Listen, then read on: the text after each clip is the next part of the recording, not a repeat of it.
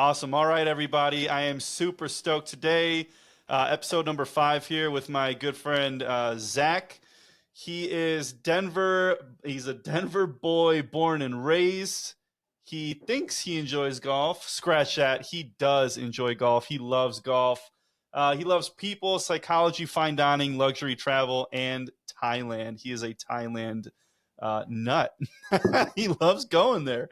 And he'll talk about that here during the episode. So he's currently a businessman working on becoming a fisherman. He runs a sunshade, sun awning company here in Denver, amongst other things. He does a lot of other things. True inspiration to me and a lot of other people. But Zach, thanks for being on, man. Why don't you go ahead and kind of tell the audience, who you are, what you do, why you love Thailand, and a little bit more about you, man. Thanks, Richie. Trying to Yes. my phone stays put. I think we're good. I think you're good, Um, man. I see that beautiful face of yours. yes, I am everything that you said. Thanks for the nice intro. I'd like to clarify, not working on being a fisherman, but the metaphorical fisherman. The I don't like touching fisherman. fish or being in the water or anything like that. I hate fish myself, man. You fish? No, God, no. I don't have the patience for it, man. I've Yeah. caught one fish in my life, All right. You can check that off then. and it was forced. I checked it off. I didn't touch it, didn't take it off the hook, and that was that. You? My parents definitely never fished, so I think when I remember when my cousins were in town, we went to this like fishery where same thing, fished off like a dock, and there was someone there to like do all the things. One time, I was with a buddy in California, and his parents paid a lot of money for us to go on this deep sea fishing thing, and I was sick the whole time, and everyone was just catching fish, and I wasn't getting shit. It was horrible. All day, I was just sick and I got nothing. I don't know what Oh, I'm doing differently. sounds like a drag, man. Yeah, not as Fishing's a no talking fun point. when you're not catching anything. Yeah, yeah.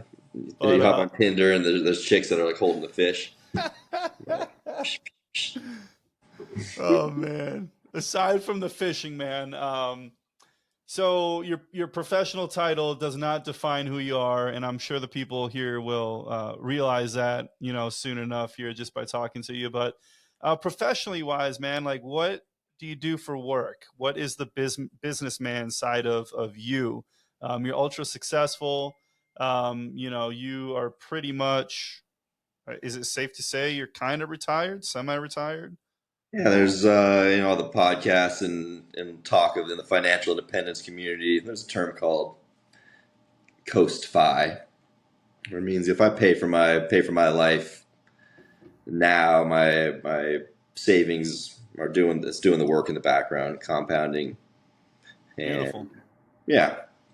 And I'm also Thai retired, so if we need to go out to Thailand, easy.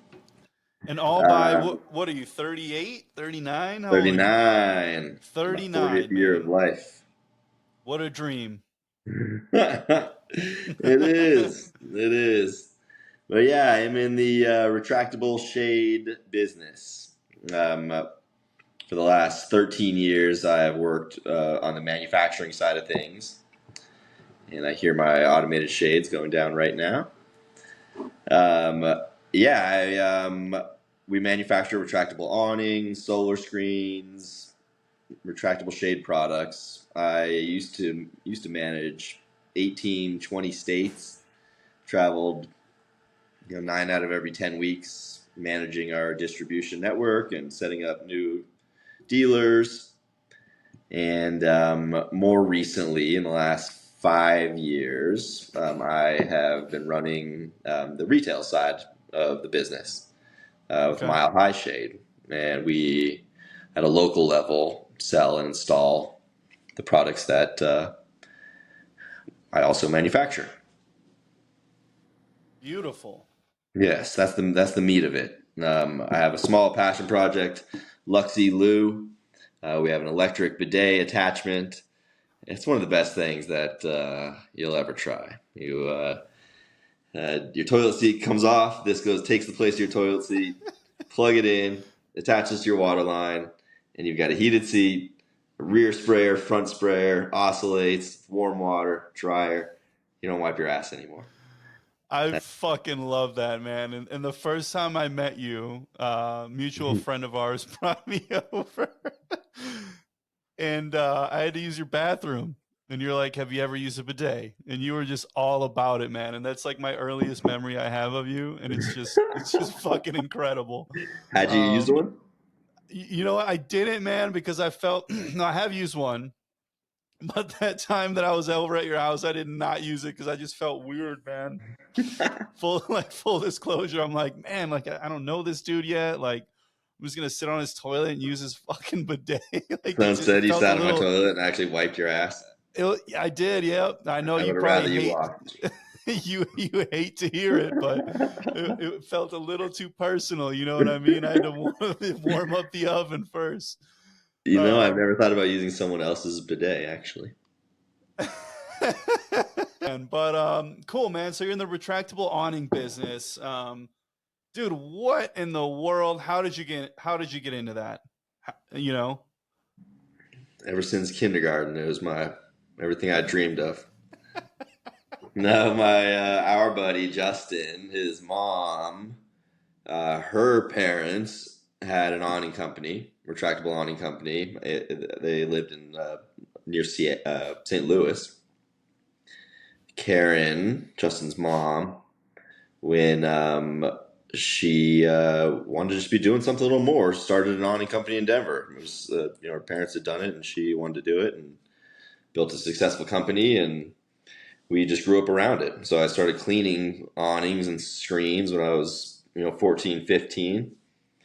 And then after college, I went back to work with them and started selling awnings, and sold awnings for a few years, and then had some really good sales years. And I got invited by the manufacturer, Eclipse Shading Systems, to join them in Spain, as that's where they get their main components from. So I took a rewards trip out there, met the crew, and they were growing and needed sales, and started working with them. Along the way, probably 8 years in, another coworker of mine, another salesman, he helped a buddy of his in his hometown start up a company, and was very hands on. He was a part owner in that, and he was able to find success quickly because he obviously knew the business and the products and how to sell, and our boss was also really cool. He was just open to us doing our own thing, and granted, all the products that we're selling are the products that we're manufacturing, so it's still pretty aligned, but it was still impressive that he kind of let Rick do that, and that kind of inspired me to help my buddy start Mile High Shade. And yeah, now we're pretty deep into both, all the above. I love it, man. I love it. You're the guy to go for retractable sunshade awnings. Give me a call. I love it. Man, so starting a business like that, regardless of the industry, has twists and turns, and unforeseeable events. Do you have anything that sticks out in your mind that's like that was a particularly challenging event, or something that you had to overcome in the awning business that you did, and how did you do it, and what were your thoughts, what was going through your mind, and was We that more of a. started our first real year in business was 2020, and At the height of the pandemic, huh? yep, right before. I remember a friend of mine, Audrey. She said, "You do awnings." My friend's mom needs an awning. A mutual friend of ours, and it was a good sale.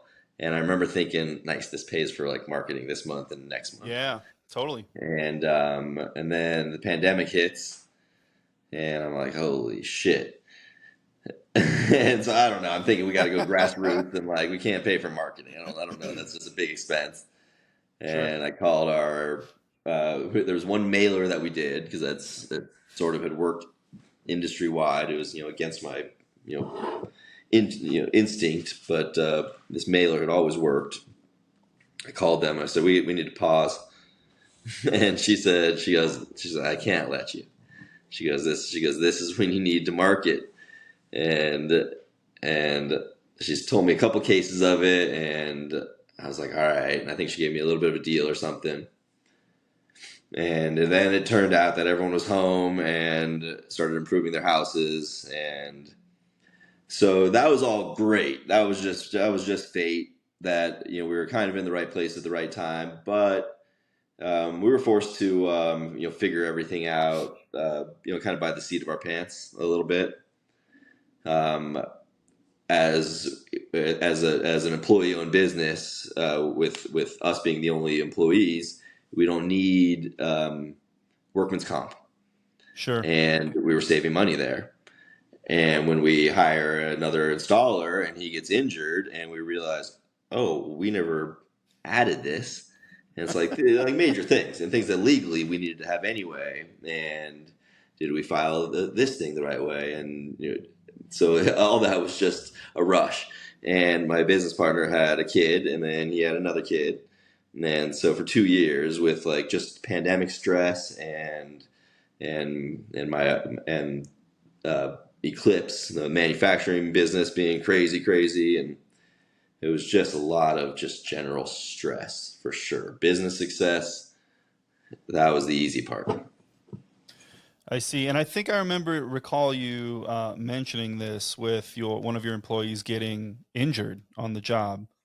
Um, hmm and so, man, so what happened, if you don't mind me asking? I mean, Yeah, we've had two. One, the awning was out, a big awning, and you were adjusting the pitch, which sure. means you move the awning up or down. And wind caught it, and they're strong. It doesn't. I'm surprised this even happened, but an arm broke, and there's a ton of spring tension. It sprung out, and he was okay, but I think he hurt his back a little bit. Tweaked his back, and whatever happened, Sure. and then another time, our installer was moving a box, and they're strapped up, and he had his hands in the strap, and another installer pushed the box and it just ripped his finger kind of back and disgustingly. Ah.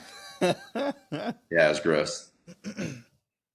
Well, you made it to the other side of things, despite some, employees, installers, getting hurt, while you didn't have workman's comp and all of that. I'm sure that was a fun legal battle. Maybe You not. I don't know, know. lessons learned not too hard. Yeah. I'm thankful for That that. uh, blessed, hashtag blessed, right? Yeah. hmm And then the other side of it is, you had a lot going on, man, between, that and then Eclipse, your bidet sales and all of that. That's a lot to juggle.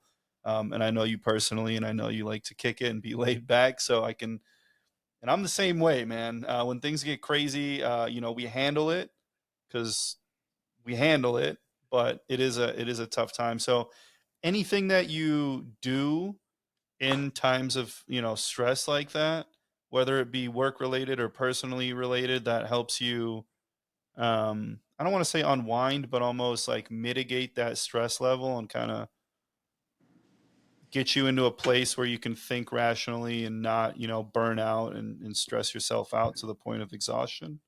Yeah, I burnt out hard. I burnt out for sure. I quit my job, Eclipse.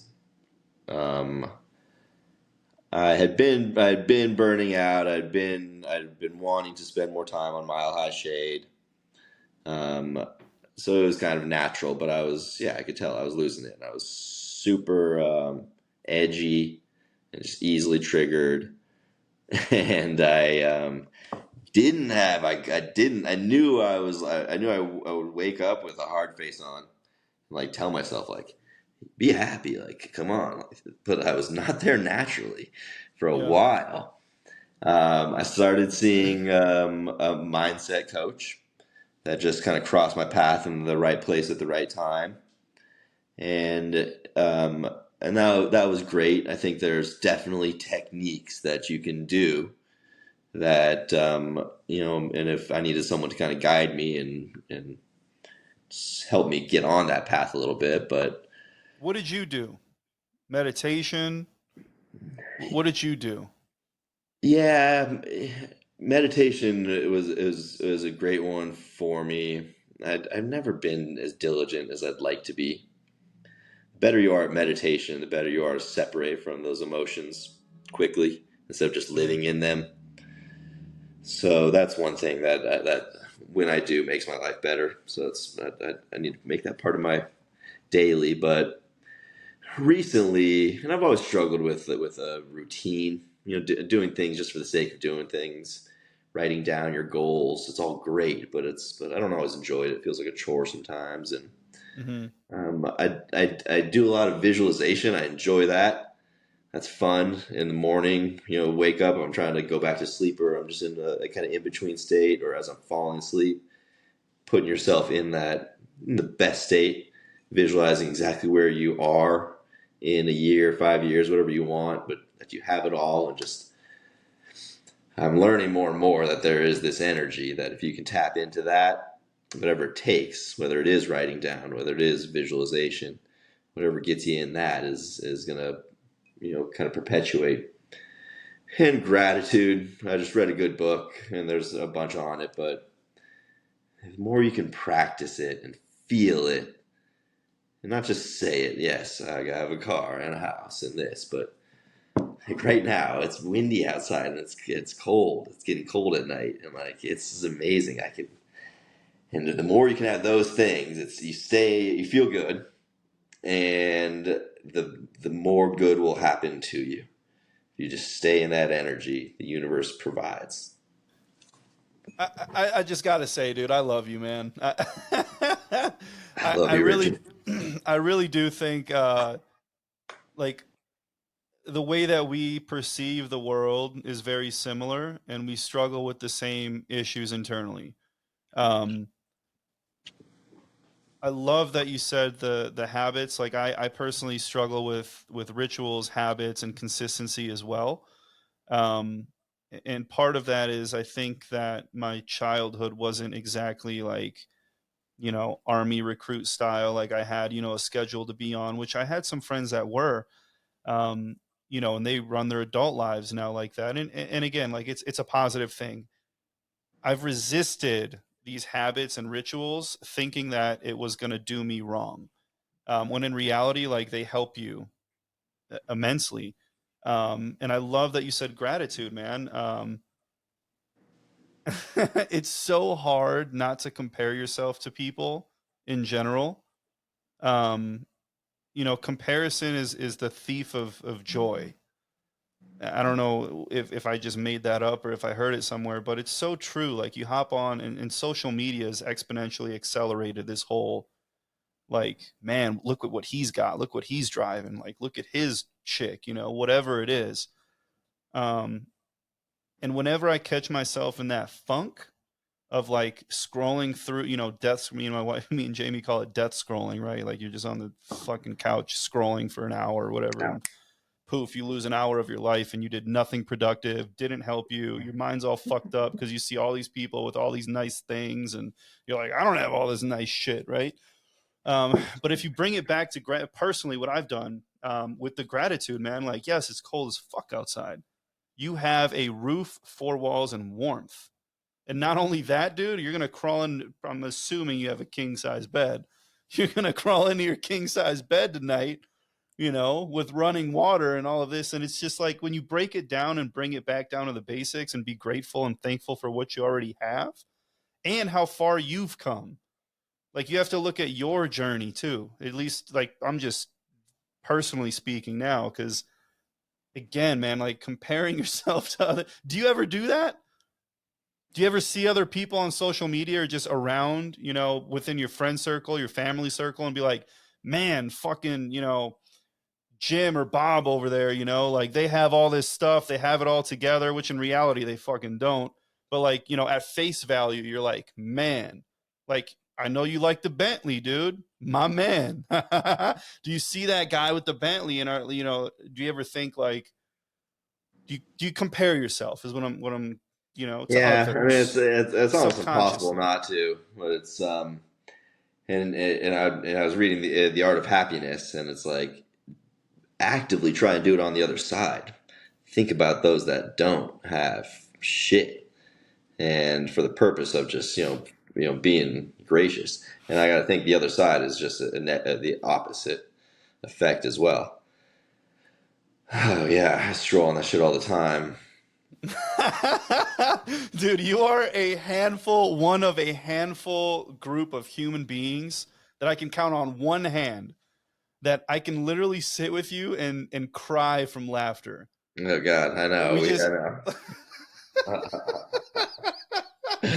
for some reason, dude, like I connect with you on that level. Whatever kind of like it's the humor, the comedy, like that subcategory, right? Of like what kind of humor is it? Oh, And it's the look in the meeting, the quick eyes of like the humor you that just we get from the exactly where situation. my mind is at, dude, and that is priceless, dude. I love it. Yeah. Oh my god. Have you read The Having? The Having? No, I have not. This book is incredible. There's so much of what we do, and there's so much power to it of like visualizing where you want to be, and like there's a power to it, but but you have so much now, and and you can't lose sight of that. And this book is a true story about this kind of financial guru that was kind of discovered from the time she was like pretty young, and just understood the world and studied it hard in different situations and rich people and how they got there, and the difference between having money and being really rich, and it almost seems like a story, like a fictional story, Mm-hmm. but the secret to attracting wealth is staying in this feeling of having it. And Yes. when you buy something, it's not like, "Oh, I got to pay my bills again." It's like, yes, I have the money to do it, and I can pay for this roof, and the more you do it, she says, if you practice this and do it more and more, and write down when you're having that feeling, when you think about it, or when you're about to purchase something, like Mm-hmm. think about if it's like something that you really are going to enjoy, and if it is, do it and enjoy it, and write down how you feel. And if not, write it down the other way, but it'll just kind of guide you on this path. And she says you'll start noticing effects within 4 to 6 weeks, and like there's all these case studies where she gives like exact kind of numbers, and for this very ethereal kind of practice, Mm-hmm. but it is so true. And everyone has seen it in their life when things like kind of align for them, and like Yes. it's just like nice that happened, but why really? And maybe you were tapped into the universe, and this seems to be a way. In Croatia, I was reading it, and I was very determined to spend whatever I wanted without question. Not frivolous, but we weren't. I wasn't going to go out to a massage place. I wanted to have the resorts massage. I was right there, and it's super nice right there. And there was the first Michelin star restaurant on the island of Korčula, and it was 150 euro a person, and both my parents are like, looking at that like we wouldn't spend this. Should we do the 3 course thing, not the five? And I'm like, I already paid for it. We're doing it, and it was just so fun. And this food is so good and presented perfectly, and we're just on the edge of the Adriatic, and it was just fucking perfect. And like to see them enjoying it was the best. And I spent whatever, doing exactly what I wanted, every little thing at the meals, and just really living in this feeling of like, yes, I have the means to do it. And The lady tells a story in the book that when she splurged for the big resort and they were going to go to in Bali and they were going to get us go to the spa, and when she finally decided she was going to do it, she goes and it turns out it was happy hour or whatever and it was half off. I'm in Croatia, and they had a special menu with Balinese massage that we had signed up for, and we'd already signed up for it. And I go out to the pool, and I just read this, and when I get my towel, she's like, "Here you go. There's 15% off massages." I'm like, maybe it just happened that quickly. And then I get back from the trip, and my business partner, he goes, "Yeah, I have cash for you. We finished these jobs," and he's got like 5 Gs waiting for me. And I'm like, maybe it's just purely an energy. Like, is that really an easy way and a fun way to get there? It's a thing, man, and it's you know, a lot of people speak about it, write about it, listen about it, in kind of this like spiritual, almost non-existent way. But what you're saying is tangible proof, like real life proof that it works, not only for you, but what this book is saying.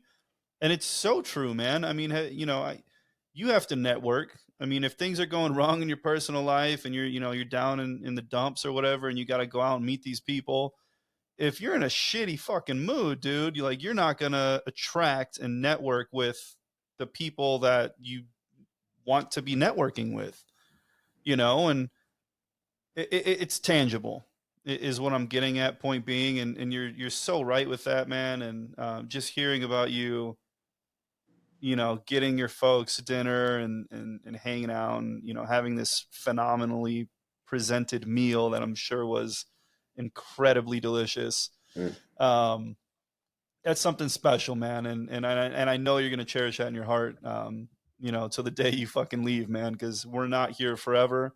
We lose loved ones every day, and so another day, every day is a blessing, and we're lucky to be here, truly. So love that story. What was the book named? What was the book called? The having. The Having. Okay.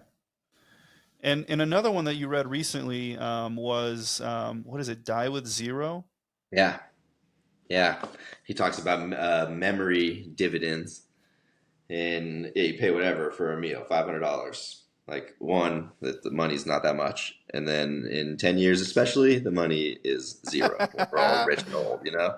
Yeah, yeah. But now I can picture this memory and think about it for the next 60 years, 50 Till you years. die. Yeah, Till you that's die, an man. easy investment, right? Yes. And you know what? I love your journey, man. And I know, probably more than some about your recent car purchase. And I loved seeing you go through that.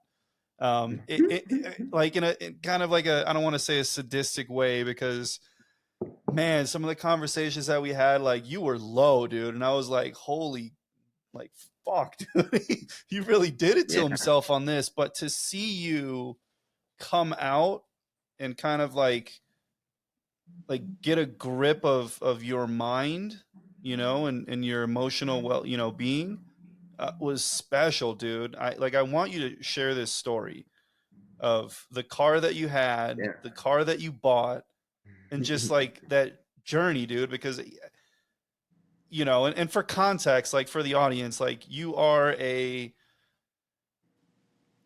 very financially, I don't want to say frugal, man, because you love the good life. No, but But before I do. I've always loved the nice things, but before I read The Having and enjoy your money but just appreciate it and feel it and die with zero, use your money for experiences and memory dividends.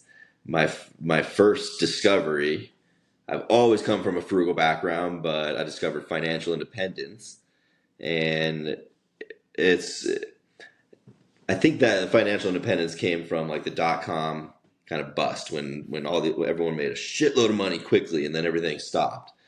And so it's simple math. You save a certain amount for a certain time and live beneath your means. In not a lot of time, your investments are going to pay for your life. And it's like it's as simple math as anything. There's a book called The Simple Path to Wealth. And it's like just that. And there's a ton of ways to build wealth, real estate being one that I've done and enjoy. But that was my foundation for sure, was live lean and frugal. And one of the things always, and one of the podcasters that I listened to, he had The car.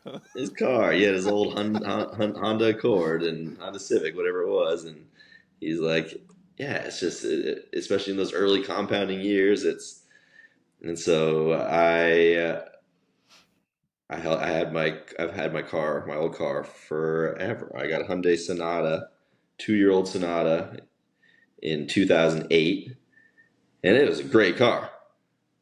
I drove it the other day. You still have it? Yeah, I still have You're it. fucking kidding me, dude. Yeah, I still have it. And I was very, very prudent with it. My work gave me a car allowance, which I just took as, part of my salary. And so I had, I worked for my company for 13, let's call it 12 years, $600 a month, $85,000 in car allowance that I didn't put towards cars, that I put into investments. And so Yeah. I'm really glad I came from that background, because it built this financial base. But um, I think there may have been an easier way by kind of having throughout. But as I'm kind of discovering this and die with zero and enjoy this money that you have, and my car's getting older, it was time to get a new one. I was going to treat myself.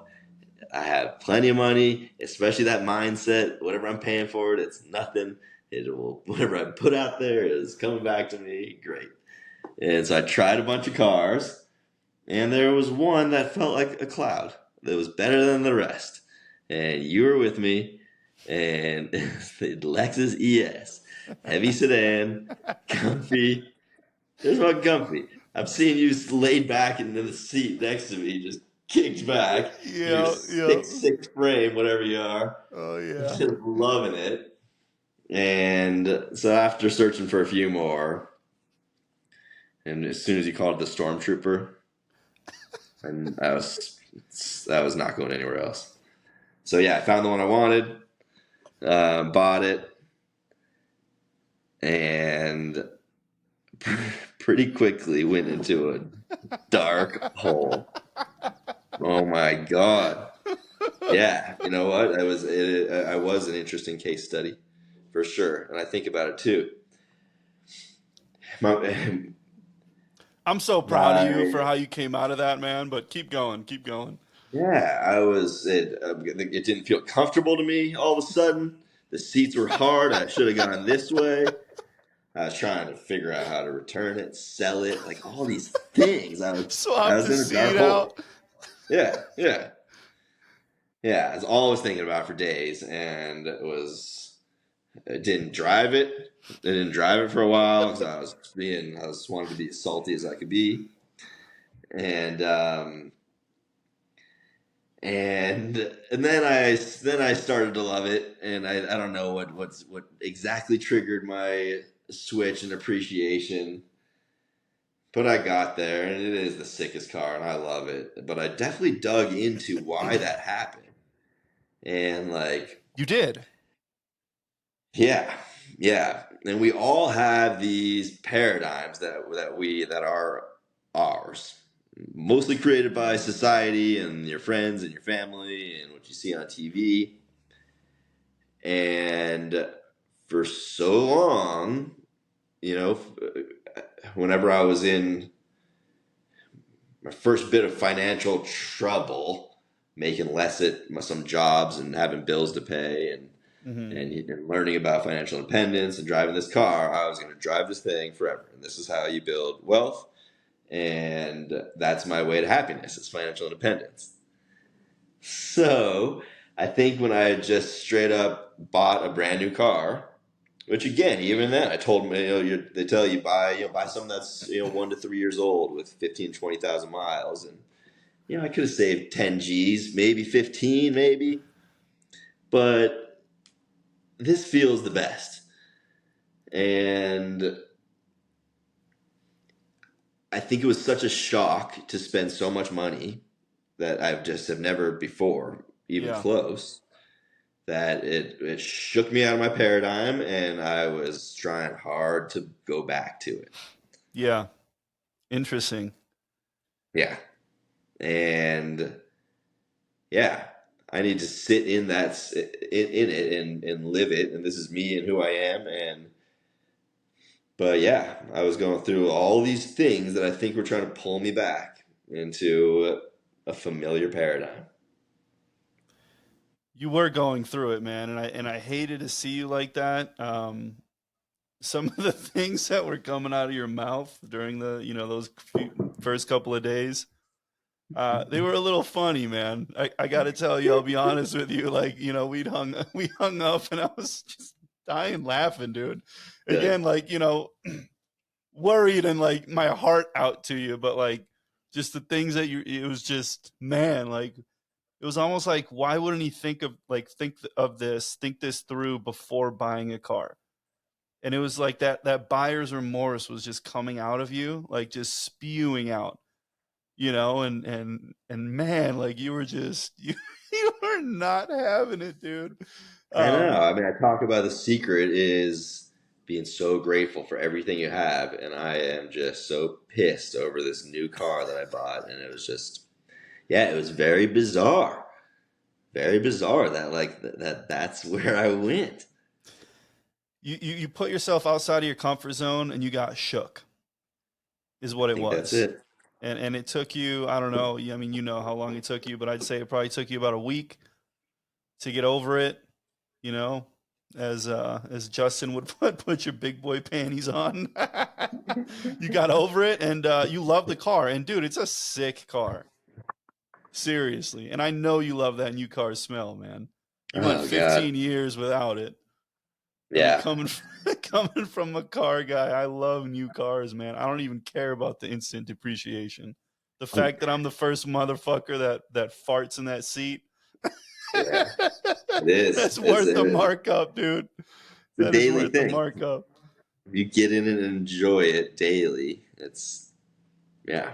I think it's very very well worth it.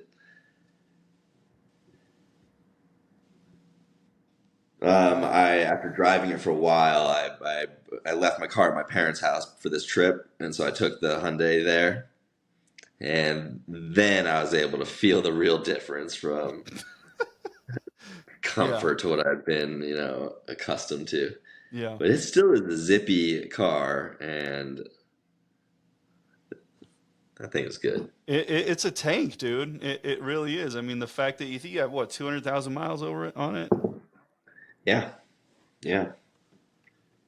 So If anyone's in looking the for a car, I'm selling it. there you go. What's the price tag on it? What are you trying to clear? $28,000. $28,000, huh? No, Man, I'll sell it for 2,500. nice. That's a good return. That's a good ROI on that little thing, man. Yeah.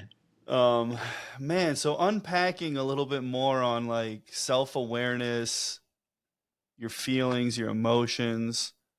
If you could go back 25 years and give your younger self some advice, what would it be?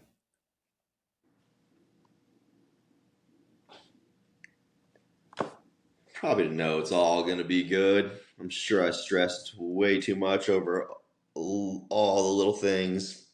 It was real important to me to get real good grades. Here's my, oops, I don't know if I can turn this around. Diploma with distinction. It's so important for me to have that like bullshit. And I stressed a lot over like probably things like that that just didn't matter. I think I found the first thing that we're different on.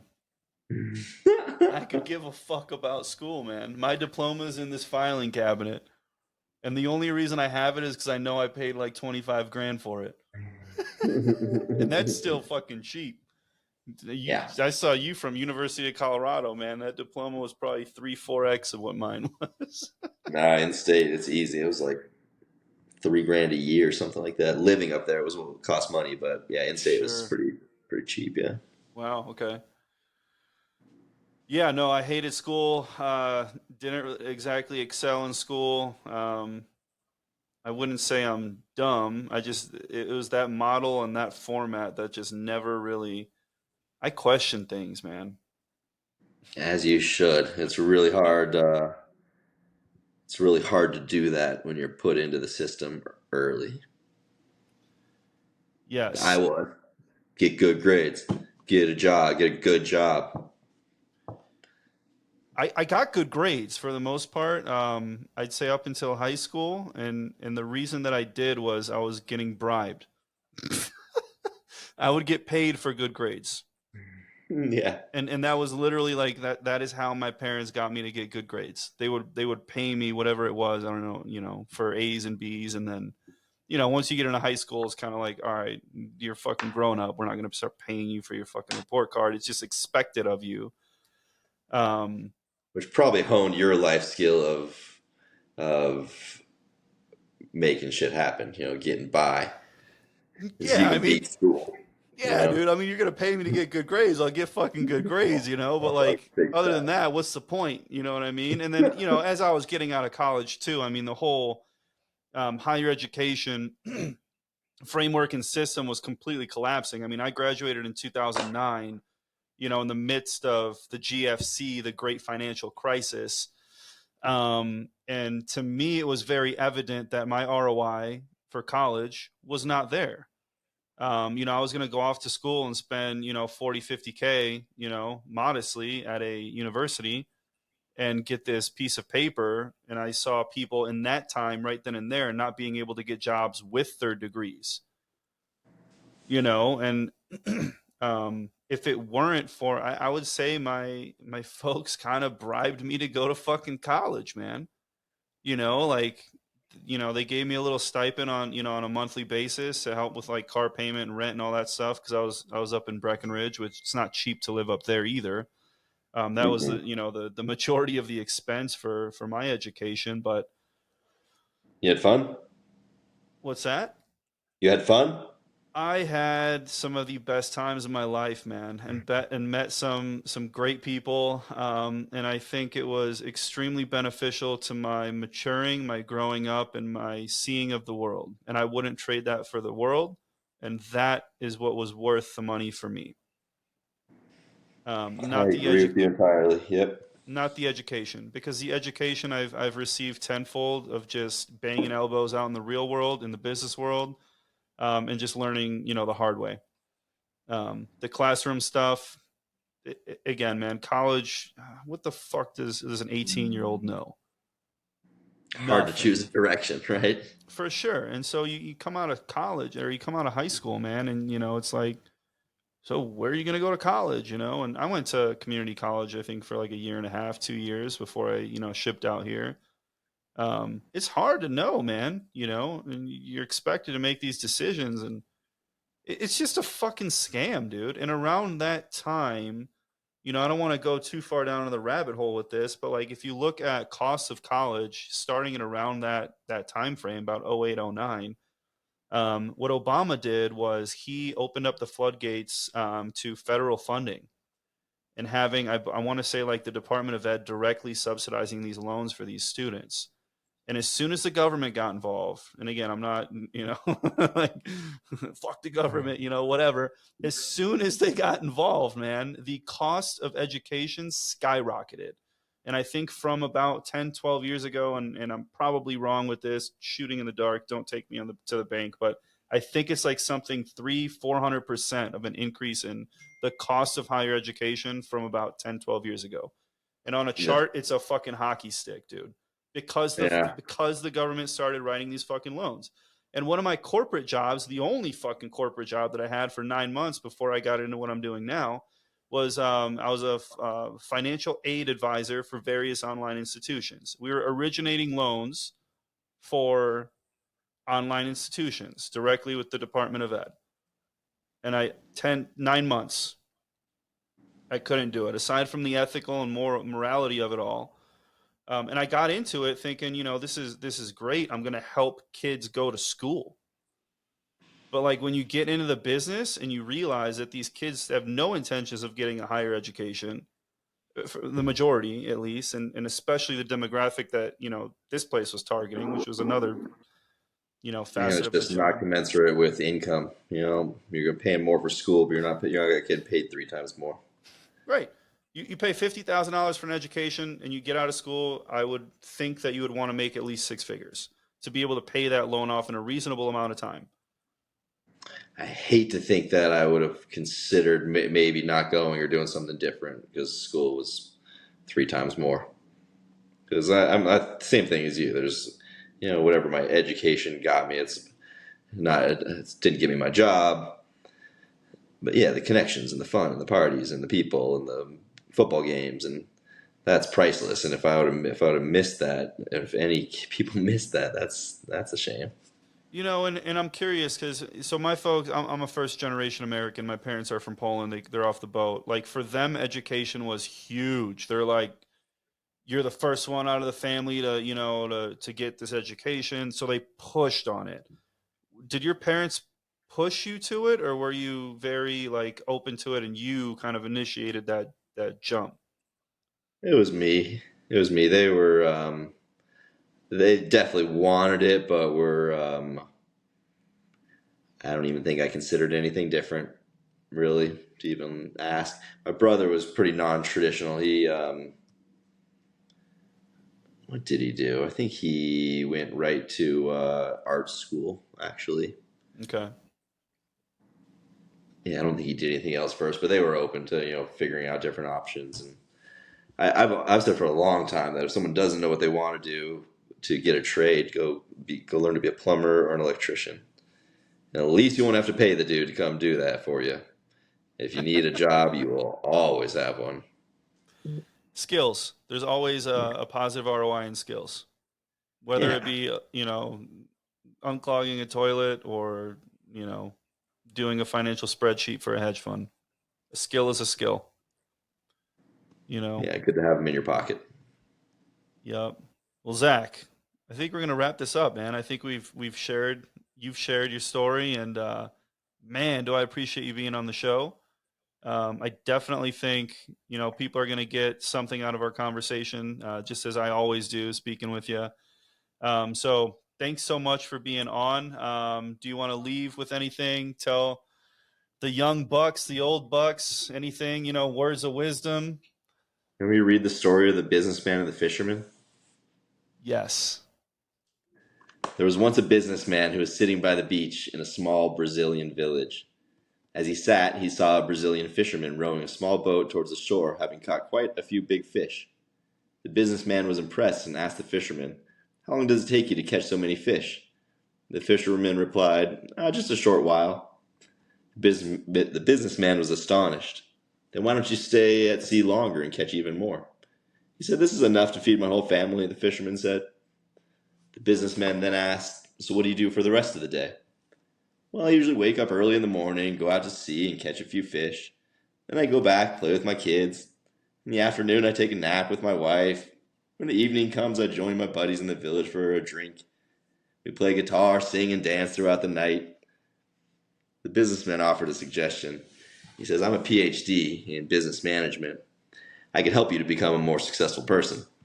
From now on, you should spend more time at sea and try and catch as many fish as possible. When you save enough money, you can buy a bigger boat and catch even more fish. Soon you'll be able to buy more boats, set up your own company, your own production plant, canned food, and a whole distribution network. By then, you'll have moved out of this village. We'll set you up in Sao Paulo, where you'll have global distribution, and you can manage your other branches from there." The fisherman continues, "And after that?"